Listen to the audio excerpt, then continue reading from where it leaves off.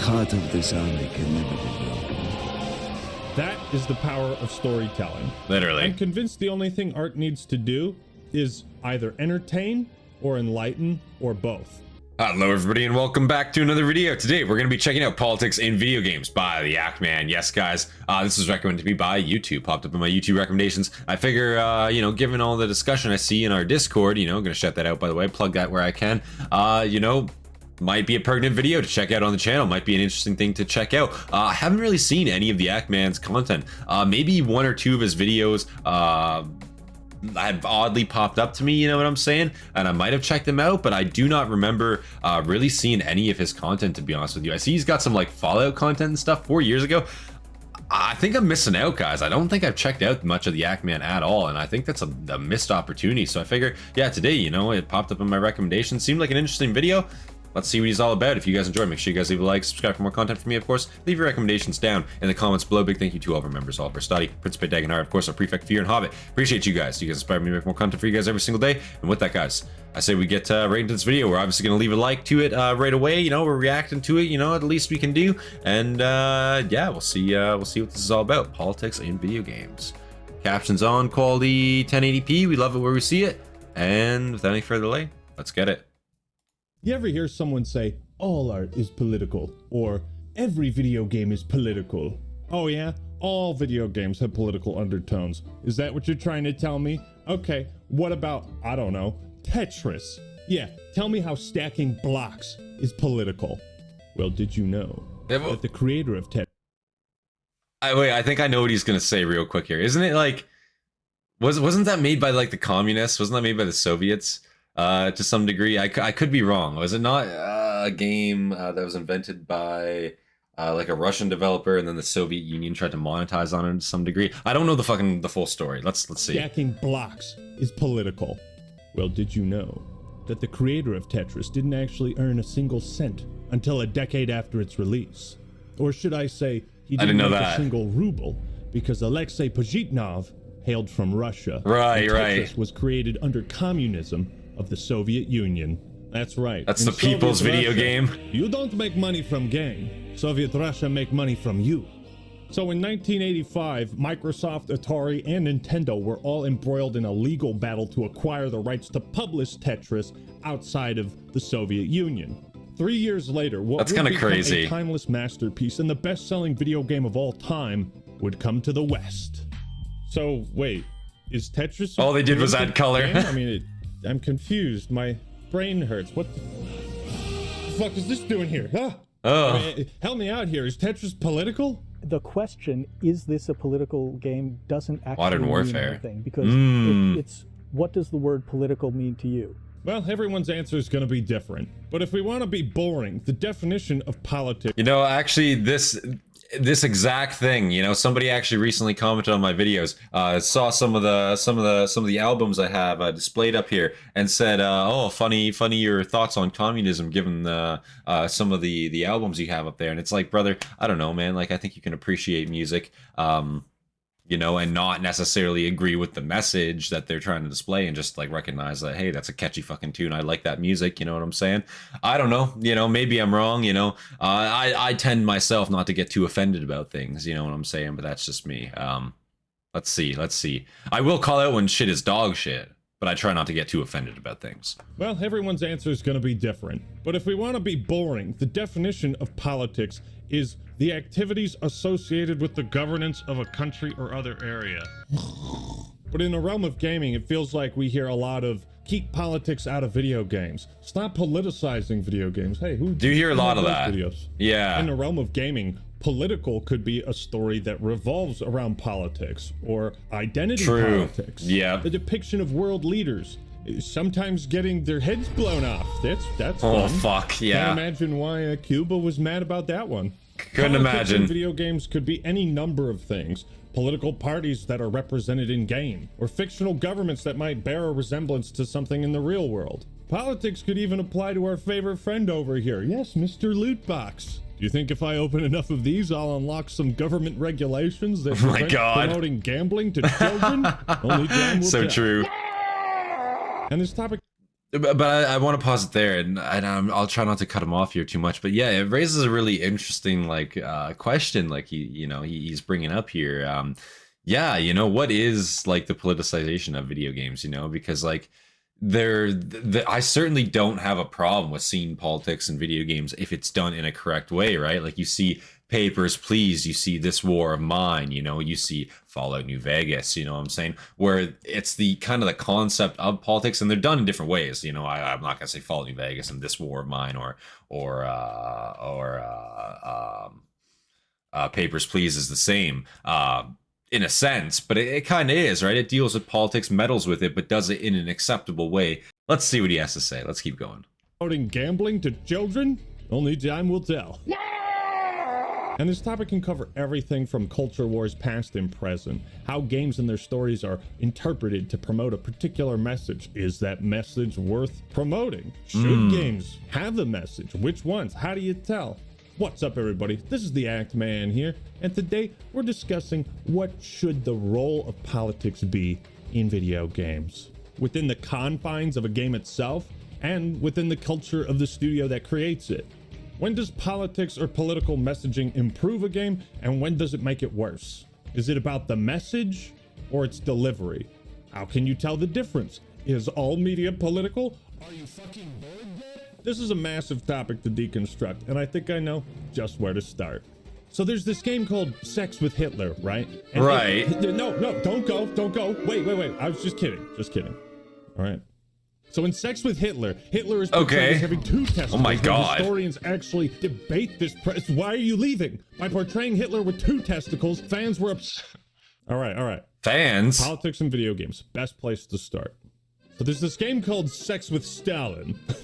In the past, on this channel, we've covered how games have been politicized and criticized by various viewpoints and groups. They're too violent. He was trained to kill with Call of Duty and other video games. Shut your bitch ass up! Hey, don't you dare play that Resident Evil 5, you racist. There is only one acceptable response to a white man shooting waves of Africans for an entire video game. Holy shit. No. It's in Africa. But whenever video games Oh my are God, thank blamed you. for Wow, some look at that. societal Crazy. woe, it's usually a desperate tactic to shift the blame away from... I will say that whole like fake rage about like shit like that, it's so crazy to me. Yeah, like just use your fucking head and you can kind of like put two and two together.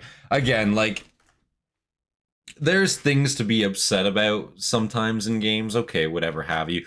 But a lot of it depends on the context of the game. And I say if it's a mature rating on the game, man, you let it fly. It's a mature rating.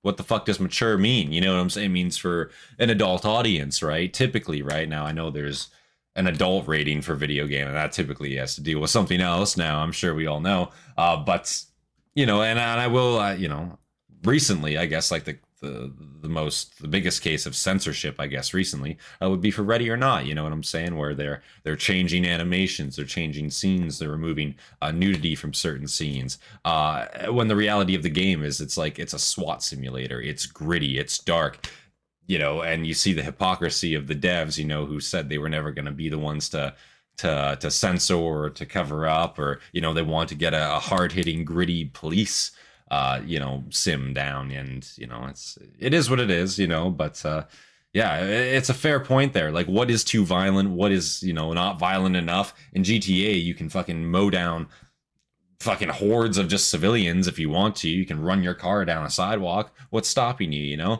That's completely fine. You know what I mean? In Red Dead Redemption, you can fucking hogtie people, throw them on the train tracks, and watch the train run them. Like, what is too violent? You know what I mean? It comes down to a certain point where it's like, fuck, man. For some societal woe, it's usually a desperate tactic to shift the blame away from whatever the real issue is. And today we're going to do something different. We're going to discuss politics in video games. That's right. But let's go back to Tetris real quick, because none of the game's history or involvement in politics affected how fun Tetris was. Clearly, this was a game that transcended nationalities. Pretty universal. Many of you likely never considered if Tetris was political, because that sounds really fucking stupid. It does. Paper, we can't say every video game is political, but you can find deeper meaning in something if you look hard enough, and Tetris is proof of that. Like, did you notice the Moscow Kremlin at the start screen? How the fuck did I never see that before? That is being true. said, doesn't it seem like an injustice? I never that noticed Alexei was it. never properly rewarded for his innovation. One could look at this story and come to the conclusion that, well, communism has some issues. You don't say! While there are no overt political messages in Tetris, like Bioshock or Deus Ex, it still serves as a... Wait, Tetris. Oh my god, the TF2 soundtrack, In bro. a To Meet the communist Spy. society, we're all just building blocks, pieces of a greater whole, if you will.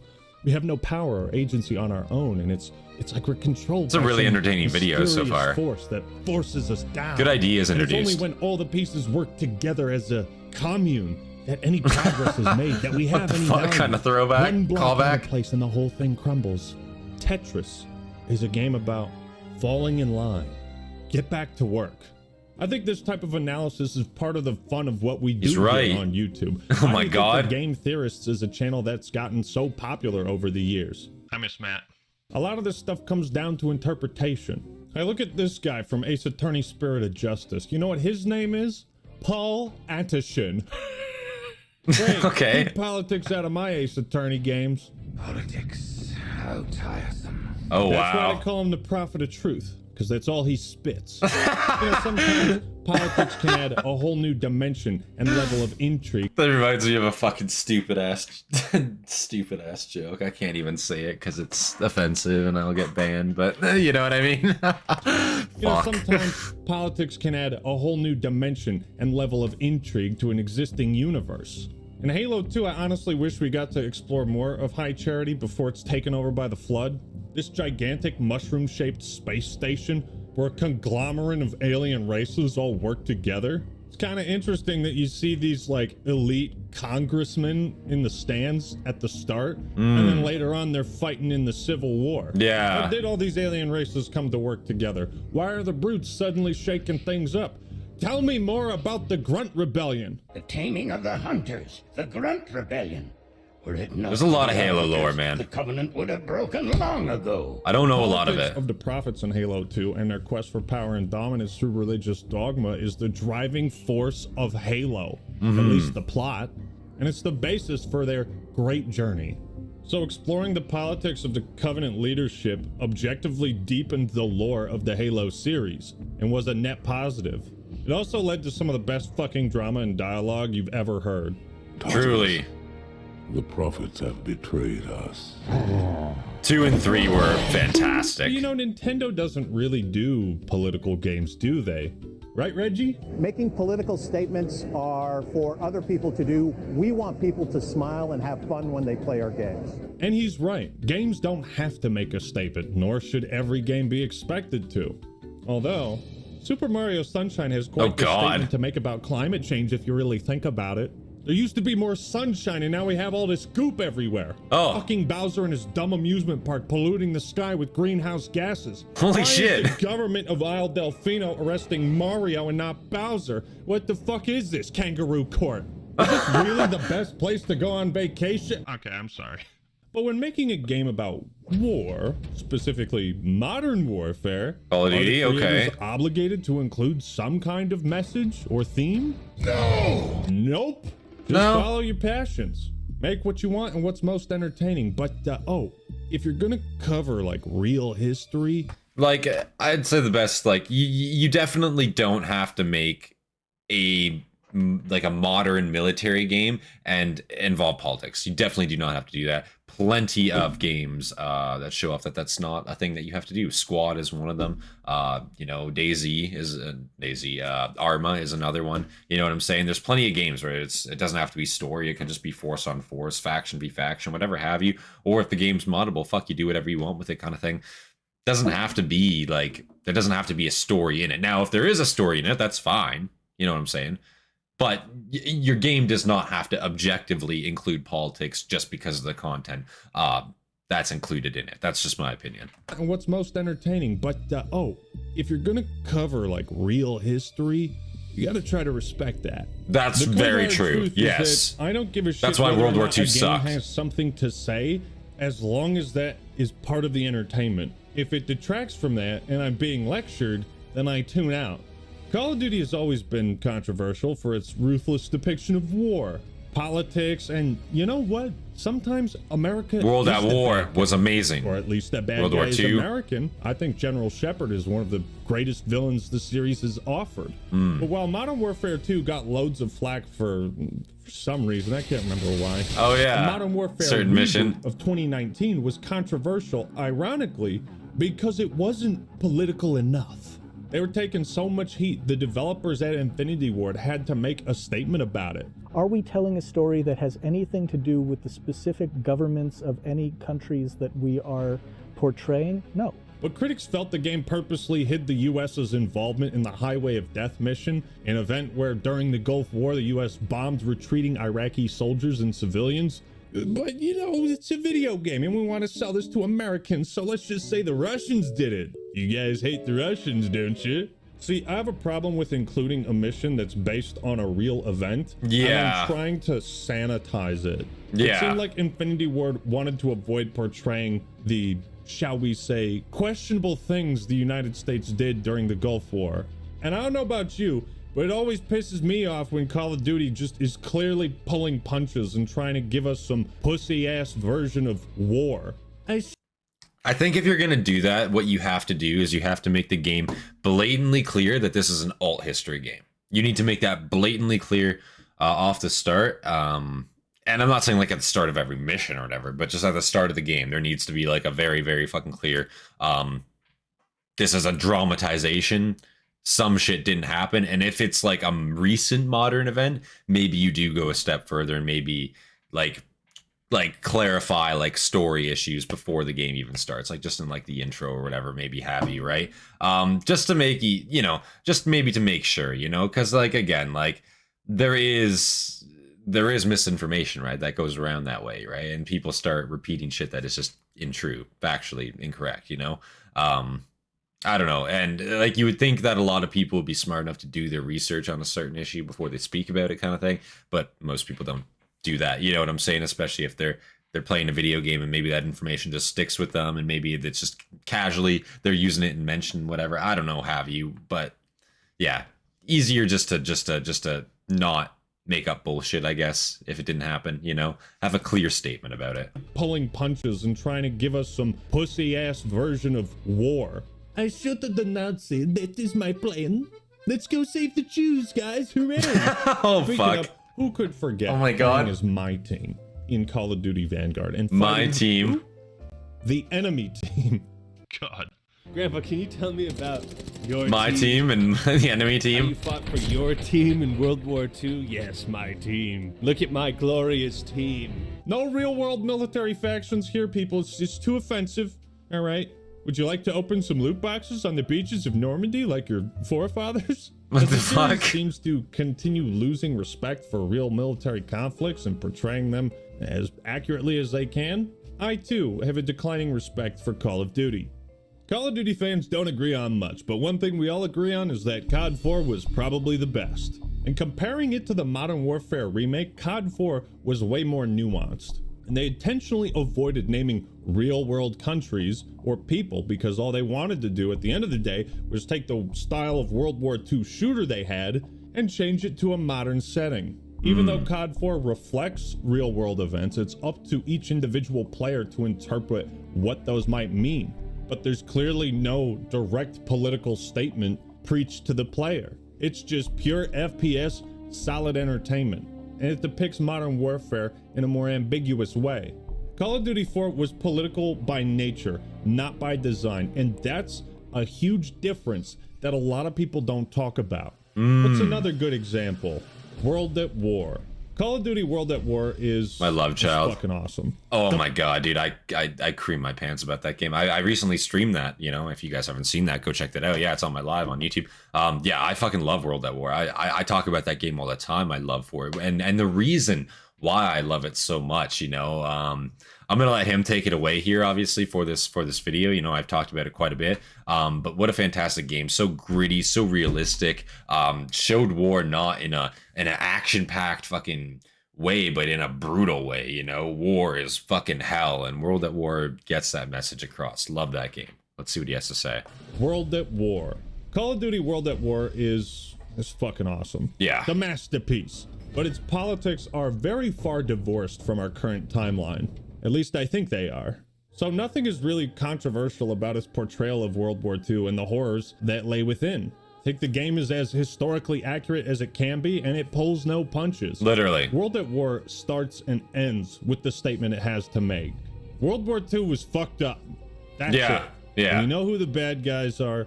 However, while they show the bloodlust, vengeance, and hatred of the Russian people through Reznov, Treyarch did something interesting.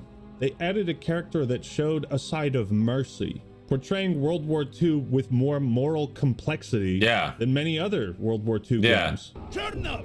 I'm not hearing Literally. There's no point, Sergeant. They are already bleeding to death. Then maybe our friend will help them bleed faster. The Nazis are bad, but are we going too far type shit. That's why Chernov and Reznov act as your moral guidance through the Russian side of the campaign.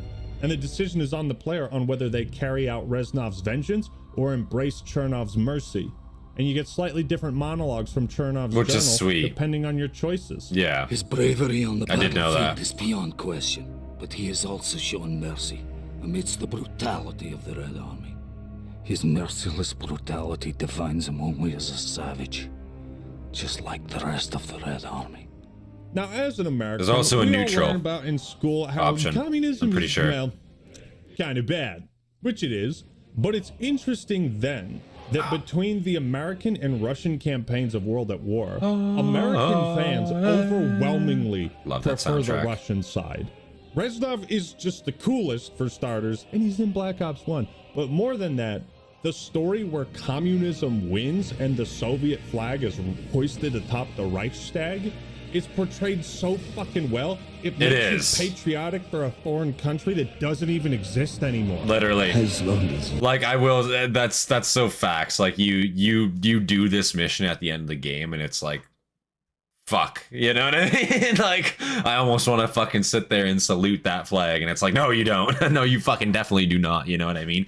But like this scene is fucking sweet. And it is easy to see like the anger of the Red Army. Like Sergeant Reznov's position is completely justified. Chernov's position is completely justified. It's very cool how you see both those portrayals in that game, right? Like, you know, yeah, they're Nazis, they're Germans, but they're still humans. Are we going to fucking kill an entire nation here? You know, it's basically like, you know, Chernov sees the destruction. He's like, fuck, you know, where does it end? Kind of thing, right? An eye for an eye, the world goes blind. It's not, you know, I don't know. It's a very interesting discussion. I'm really liking this video. Very, very interesting discussions here. the heart of this army can never be broken. That is the power of storytelling. Literally. I'm convinced the only thing art needs to do is either entertain or enlighten or both. And World at War does both and seeks only to portray World War II in the dark, gritty, morally complex time that it was. And it did so with resounding fucking success. Yeah. Some games outright promote an ideology. Others avoid talking about that shit at all. And very few games make it their mission to critique a specific ideology. Ladies and gentlemen, allow me to introduce the man of the hour, Andrew Ryan, who is here to ask a question. Bioshock, right? To the sweat Never played one or two, Bioshock is played Infinite. unequivocally one of the greatest FPS games of all time. The concept and art direction alone are it's just fucking I've heard perfect. amazing They really gotta make a things. TV series or I need movie to out play of it. them. This is quite literally the game that started the debate on whether video games could be called art. Personally, I think the conversation should have started with Halo 2, but that's just me. Bioshock is in fact a direct response to the novel Atlas Shrugged by Ayn Rand. Now, in the book, the United States has become a dystopian hellhole burdened by endless laws and Never heard of the book. regulations that restrict people's ability to be entitled to the sweat of their brow. The book discusses the morality of pursuing your own self-interest, and it's a rejection of altruism, helping others in need instead of only looking out for your self-interests. Ayn Rand promotes the idea that capitalism, when taken to its most extreme, is the ultimate system of freedom and productivity. Regulations and wealth distribution are forces that restrict the most gifted minds and their ability to innovate in our society. Ayn Rand asserts that it is these great minds in society that keep it moving, the innovators, the intellectuals, and entrepreneurs. And if their talents are restricted, society crumbles because so much hinges on the intellect and mind of so few. Her ultimate point was that when individuals are allowed to pursue success without any restrictions, regulation, or government interference, society thrives. And that's exactly what happened in Rapture. Yeah. So Ken Levine, director of BioShock, looked at Ayn Rand's argument and said, I bet. Let's put your theory to the test. Let's see if this works. Spoilers for BioShock. It does not. It did not work. Yeah. I know that much. They come to Rapture thinking they're gonna be captains of industry. But they all forget that somebody's gotta scrub the toilets. What an angle they gave me.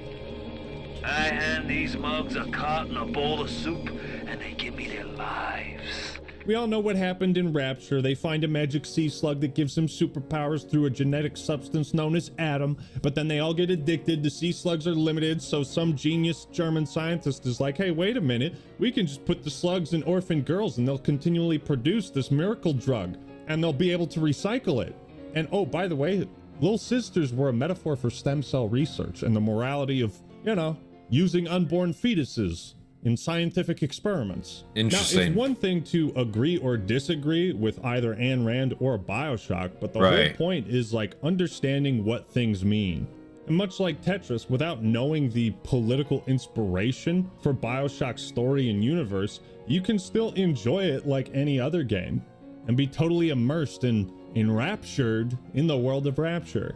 The Little Sisters could be an explicit critique of Ayn Rand and saying, okay, BioShock suggests that in Ayn Rand's worldview, even orphan children would be a commodity. Let's make money off of those suckers. One could also look at that incredible moment where you first walk into the lighthouse and you see no gods or kings, only man. Rapture is a godless city, devoid of religion and faith, and that's designed by intent. So there's no accountability from the man upstairs. As history and also Halo 2 have shown, religion can obviously be involved in politics. So when taking that out of the equation of society, do our values also degenerate? Now the neat part about BioShock arguably is obviously the ultimate twist. That's a very good like question he just raised there. Arguably, right?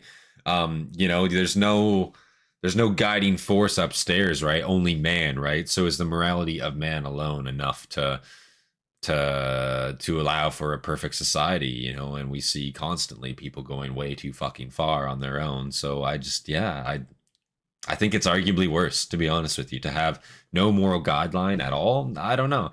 And that's the thing, it's not even a moral guideline. You don't have to be religious, quote unquote, to have a moral guideline. But societally, you know what I'm saying? Like, I don't know. It's a very interesting concept, you know, very interesting concept. No governance, no law. Just I don't know. All right. Now, the neat part about BioShock is obviously the ultimate twist, but throughout the game, you basically learn that you have had no free will. You've just been directed by code phrases, by this mysterious voice. So there's spoilers in this. It's an old game. I'm not peeved about that. I still want to play it myself. Would you kindly get this? Would you kindly find that? Would you kindly find that? Would you kindly find it? Would you kindly get this? Would you kindly head to Ryan's office and kill the son of a bitch? And that you never had free will. Well, except for one choice. The Little Sisters present the ultimate question of BioShock. Do you harvest Adam from the Little Sisters for your own self-interest? Do you end their suffering, or do you act altruistically and with empathy and save them? Do you, as the player, take what you can and give nothing back, or give something back and accept what you're given? These are powerful questions, I think. Now, here's the thing. I've noticed in the gaming zeitgeist, there's this like weird fixation on only enjoying media that validates your own beliefs. And truth be told, I've never popped in a game and been like, BioShock, I sure hope this is a critique of late-stage capitalism and how society needs social programs to help the less fortunate. Who the fuck thinks like that, dog? Just play the game. Literally. Beat up and shoot the mutated scuba divers. Even if BioShock has a message that you ultimately disagree with, the game is still fun as shit, and you don't have to think about that. If you look for political messaging, you can always find it, and if you can't find it, you can just come up with some bullshit. I think what BioShock does a really good job of is showing that a utopia of the best and brightest people making up society would not work, because the best and brightest people are not going to want to do the dirty blue-collar work that's necessary to keep the gears greased, the water flowing. You know, that guy that fixes the pipes and makes sure this whole place doesn't get fucking flooded. You kind of need him in society, because this death trap of a city was built underwater. Why? Did Andrew Ryan know that people can't breathe underwater? Was he stupid? There's tons of debate to be had about, you know, oh my God, of BioShock. One thing that's interesting is the idea of a utopia with ultimate freedom for all ultimately can't work. Such a society is ripe for exploitation and corruption, as there are no guardrails in place to stop the main villain, Frank Fontaine. Andrew Ryan could not control or contain Fontaine without violating his own beliefs and yanking the great chain his way. So in essence, Andrew Ryan becomes the very thing he sought to leave. Regardless, I think BioShock represents politics and video games at its... Exactly. When you hear that there's no authority, you have to be suspicious that there's some type of authority. You know what I mean? Like, what does that mean exactly? Who's pulling the strings here? Somebody has to be. No authority, no governance, no, you know, bullshit. Bull fucking shit. You know what I mean? Again, I've heard such great things about the BioShock games. I really need to play them myself. I've only played Infinite. I've only ever played Infinite. Regardless, I think BioShock represents politics and video games at its best, or near it. When we have something to talk about and debate, ideas and concepts to share with one another, that's when video games turn into like a fucking book club. Yeah. Right? BioShock 1 has one of That's the how you best get a video fan game base. stories of all time, and none of it would have been possible without political inspiration from the real world. It posed an interesting question of morality to the player. And then you had BioShock Infinite, which offered such thrilling and complex choices as be racist or not. But now let's take a look at an example where politics detracts from the experience, pulls people out of it. Dragon Age the Veilguard. Oh my fucking God. Again, I've talked about this too a little bit. I try as hard as I can to push that fucking game out of my mind as far as I fucking can. It's actually just a fucking taint on the Dragon Age series, like straight up. Not only that, like the dialogue makes me want to, I can't say the word. You know what I'm saying? I can't say it on YouTube, but it makes me want to fucking, it's bad. It's really bad. The dialogue is fucking awful in that game. It is the most fucking cookie cutter, fucking like spoon-fed fucking dialogue I've ever heard in my goddamn life. What the fuck? You come across as preaching your political agenda, you're going to alienate everybody who doesn't agree with you. About as true a statement as one could possibly say. But it's the explanation for why BioShock gets away with being explicitly political and Dragon Age the Veilguard doesn't. It's because there is no deeper meaning to analyze behind Veilguard. The characters just straight up tell you the point they want you to take away from everything. Exactly. You see, there's no debate. Atlas Shrugged and the whole time period of BioShock takes place in the far distant past, but a fictional version, a believable version. So when you're trying to breach the idea of covering identity politics in a medieval fantasy game, you have to hide that a bit.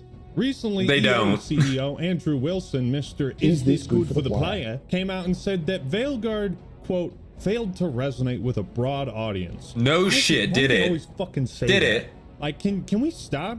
I always feel like the implication behind broad audience is we don't have enough money. We're not making enough money. But Andrew Wilson believed that Veilguard failed because it didn't have live service features. Everyone knows BioWare and live service go hand in hand like peanut butter and jelly. My God. There's several reasons why Veilguard didn't appeal to that mythical broad audience. Corporate meddling, a bizarre rebrand late in development, the 10-year gap between Inquisition not being relevant, BioWare's slow declining overall reputation, the ongoing layoffs across the industry. But in the focus of this video, we're talking about the writing. BioWare is no stranger to writing games with a diverse cast, who represent different worldviews, religious orders, and parts of these fictional universes. Oh man, I'm ready for why Mass is Effect. Politics now suddenly a problem in Veilguard? Gonna be streaming that because soon. It's written like dog shit. It's the biggest piece of dog shit.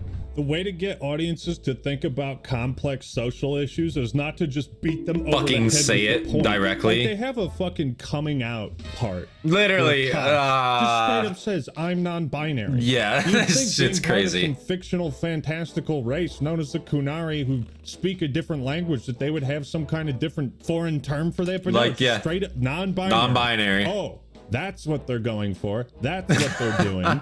It's clear what the goal of the writers are, and there's nothing for us to interpret about it. It's so ham-fisted, right? And in Dragon Age Origins, you can kill every single one of your companions. Every single one. You hate one of them, tell them to fuck off. But in Veilguard, party members are like unanimous in agreement that, whoa, hey, guys, don't be transphobic. Literally. Being transphobic is part of the problem. When really it should be up to the player's choice if they want to recruit this companion and how they want to treat them. In RPGs where you recruit a group of companions, there should always be at least one racist. Give me some fucking drama. Oh my god. People in the real world have racial tensions, and therefore why Holy would the same shit. not apply to a fictional fantasy realm? Because discrimination might make people uncomfortable, even though it's realistic. Yeah. And let's not pretend like the idea of some character that breaks gender norms is like inherently a bad thing. You don't have to look far in film and video games to see a deep admiration and reverence for female characters that break typical gender norms and embrace the role typically reserved for masculine men.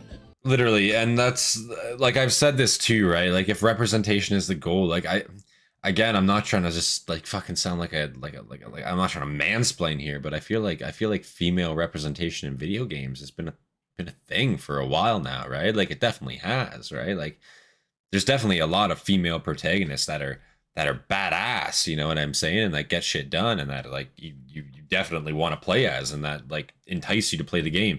And then there's female protagonists that make you want to fucking like throw your head into a wall because it's so like fucking forced, you know what I mean? And just like the dialogue is forced and everything about it is forced. It's one of those things, like again, I don't know, I feel like it's one of those things that shouldn't need to be fucking said, but the game developers apparently don't seem to be understanding it. Like people are not fucking interested in that shit anymore. It's and by anymore I mean like it was a phase where their demographics told them that fucking people would enjoy it. No, fuck no. Gender norms and embrace. You're trying to appease a group of people that aren't playing games. Masculine men. If your goal is to tackle identity politics and inclusion in video games, or really any issue for that matter, then as Kreia said, then you will need the contrast. You will need characters who despise this person's identity and what they stand for, and you, the player, should be given options to talk shit to them, as opposed to every single party member in complete agreement that, hey, discrimination is bad. You see this in Origins, right? The Kunari are basically a society of what it would look like if communism worked. Everyone's inspected at birth, they're given their role at birth, their role is their name. So what you have in Origins is this clashing of beliefs and cultures. Sten comes from the Kunari, where women are artisans and merchants, not warriors, but every female companion can talk to Sten about this. And they don't just say, wow, Sten, you're sexist. No, they say, I can fucking fend for myself. So the game is not telling you what to think or believe or who to agree with or disagree with. Both characters are making their respective points, and it's up to you to decide who makes more sense. That's how it should be. But if this were Veilguard, they would just accost Sten and be like, pull a Bob, you did a sexism. So now I want to talk about the trick to writing politics in video games, because it is a magic trick, and there's no better source to go to than Chris Avallone, one of the main writers for two of my favorite games of all time, Knights of the Old Republic 2, Fallout New Vegas, and several others. This is what he said in an article titled, Can Goated Stories Games. Be Apolitical? He says, quote, they may become political as societal norms change, but I believe it's possible to do apolitical games. I also don't condemn developers who want to do political games or make a statement.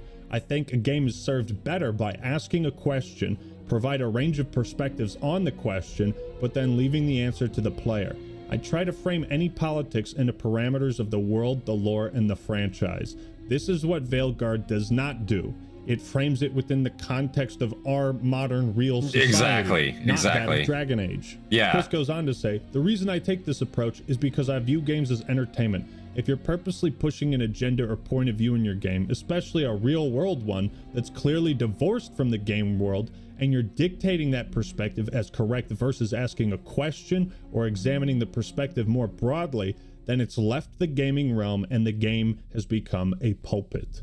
A pulpit being a raised platform or lectern from which a preacher delivers a sermon. I think a game, especially a role-playing game, can have considerable amount to say by examining what the player brings to the equation and players asking themselves what kind of character and what kind of player they are when confronted with a situation that's not clearly black and white. That is the magic trick of writing. And that's why the original Dragon Age games and Mass Effect did so well, you know what I mean? Because you were in these complex situations where like there wasn't necessarily a good or a bad choice, and you had to deal with the consequences of what you did, right? And then the other games would call back to that, right? And I feel like that's something they entirely fucking miss. Like there's no disagreements, there's no confrontation. Everything is so fucking watered down. Like that's not the real life. It's not interesting. I don't know. Baby Situation that's not clearly black and white. That is the magic trick of writing politics in video games. It is maintaining the illusion that the player doesn't know what the writers think or believe, that you're not being dragged to what the writers think is the correct position to have. And no game does this better than our last example, Fallout New Vegas. When it comes to writing amazing politics in game. video games, this is the king. It is. Think about this. New Vegas is written so fucking well. You can kill whoever the fuck you want. To support slavery and genocide as morally virtuous. Yeah. God, I love New Vegas. Ugh. Smell that air! So, the premise of New Vegas is that nuclear warfare has devastated the world. But Las Vegas has remained as one of the major strongholds that represents a society that has lived above anarchy. Problem is, multiple factions seek power, leadership, and rule of the game's central hub, the New Vegas Strip. The main quest of the protagonist, the courier, you, revolves around which political regime you decide to help and install as the new superpower of Vegas. And it's up to the various NPCs and leaders to convince each individual player that, NCR is the best choice. No, Caesar's Legion will be the strongest, but Mr. House is already familiar. Fuck it, let's choose anarchy. That's why this game works so well. Because, you know, obviously do whatever the fuck you want. Bad? I just hate slavery so much. If I could go back in time and undo slavery, I would. However, the issue of a nation and world devastated by nuclear fallout presents an unprecedented series of circumstances. The world is in chaos right now. Society has essentially had a factory reset, so in order to fight the growing anarchy and chaos, fear must be spread throughout the wasteland. And that is what Caesar and his legion do. That is what they epitomize. The ends justify the means. Let's look to the longest lasting civilization of human history and replicate their beliefs and their style of government. I used Imperial Rome as the model for my legion precisely because it was so foreign, so alien. In Rome, I found a template for a society equal to the challenges of the post-apocalyptic world. A society that could and would survive. In pretty much any other fictional universe, the Legion would be seen as the obvious villains. But in Fallout, the world we knew it is... I feel like any other developer, I feel like if they made this game modern day, the Legion wouldn't even be a fucking joinable choice. You know what I mean? You wouldn't even get to join the Legion because it's not the fucking safe option. And that's so fucking bitchy. I have to sneeze. I'm so sorry. Oh my God. It's happening again. Sneeze attack. Oh, okay. We're good. But yeah, I feel like it wouldn't even be a joinable choice, like straight up. I feel like it would be so watered down. It'd be like, you'd have to be the force that opposes them, you know? But New Vegas is interesting. It allows you to do whatever the fuck you want. You can join the slavers. You can join the NCR, the government. You can be an anarchist if you want to. You can, you know, join, create your own rule, I guess, in a sense. There's a lot you can do in New Vegas. Very, very interesting game. Does politics really, really well. And the fact that you, as a player, do whatever the fuck you want. You choose how you want to present your story in that game. Would be seen as the obvious villains. But in Fallout, the world we knew it is gone. The rules have changed. What pillar of strength does humanity fall back on? And so much progress has been lost and destroyed. So reverting back to the beliefs and governance of the longest lasting civilization in human history, it's not a moral decision, it's a pragmatic one.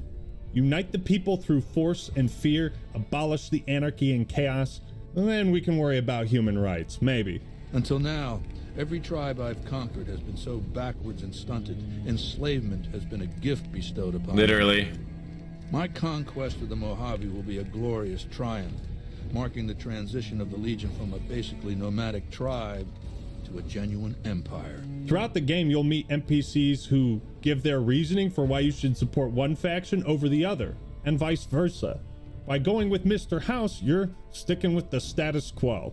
A man who has the most experience governing this area in this time, but you're also embracing a man who's unwilling to change his mind. An ancient, old, withering tycoon far removed from the daily struggles of the everyday common man. Is this guy really the best choice? He sits locked in his palace and preaches about getting humanity back on the right track, but is he only doing that for his own self-interest? Is he shrugging Atlas? Choosing Mr. House is the choice of an autocrat, the worst kind, one who can live forever with the power of technology that he hoards for himself and defend any attack on his body with robots. Big Brother is always Mr. House is always watching.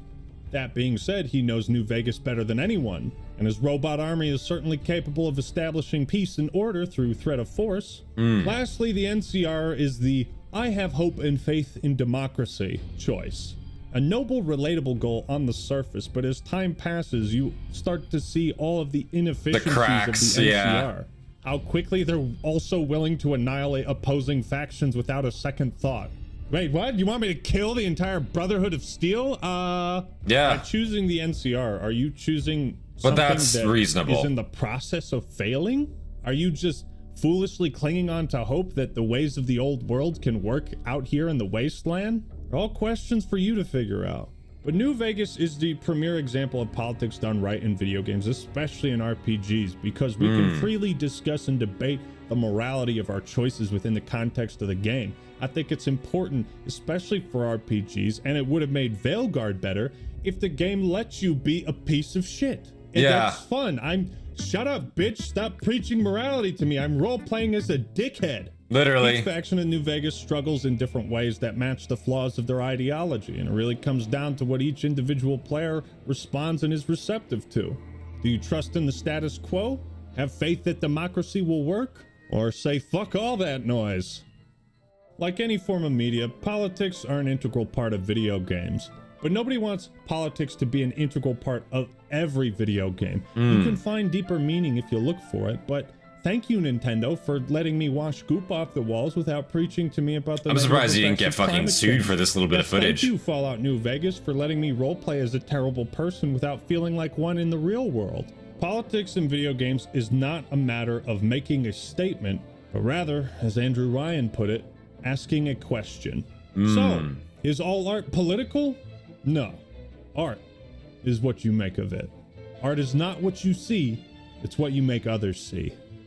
Thank you all for watching. Hope you enjoyed the video. That was a great video. Don't Wow. forget to subscribe to the Act Man for more awesome content. Thanks to all my supporters on Patreon. I love you so much. If you want to support the channel, that's a great way to do it. We covered a lot of territory in this video, so let me know your thoughts and opinions in the comments below. All right, everyone, that's all I got for today. This is the Act Man signing out. Peace. Damn. Wow, that was awesome, guys. I'm not gonna lie, that was awesome. That was the Act Man, politics in video game. We gotta leave a subscribe there, obviously. Yeah, guys, if you guys enjoyed that, make sure you guys leave a like, subscribe for more content from me. Of course, leave your recommendations down in the comments below. Basically, yeah, seeing him explain like why he agreed and disagreed with all those points, I'd say I'd have to agree with him on a lot of those points. Politics can be done really, really well in video games, but it can also be done really like shittily, right? And there's very obvious examples, as we saw Veilguard, very good examples as we saw New Vegas, obviously, and also BioShock, I guess, to a degree there. Again, I can't speak for BioShock. I've never played those games. I played Halo, so Halo is obviously a great example as well. Yeah, I think the game developers just need to go back to their roots, right? Realize that they don't have to be fucking in your face with their design choices. It's more about like the conundrum of what they're trying to do, right? Like, yeah, add a bit of choice there, make some questionable decisions that can be in the game, you know. That adds for a good story, that adds for controversy. That's what you want to see, you know. But yeah, thought this was a great video. If you guys enjoyed, make sure you leave a like, subscribe for more content, and leave your recommendations down in the comments below. Big thank you to all of our members, all of our Hastati, Principe, Dagenhart, and of course our prefects Fear and Hobbit. Appreciate you guys. You guys inspire me to make more content for you guys every single day. And with that, guys, this has been Centurion. I'll see you guys in the next one. Peace, guys.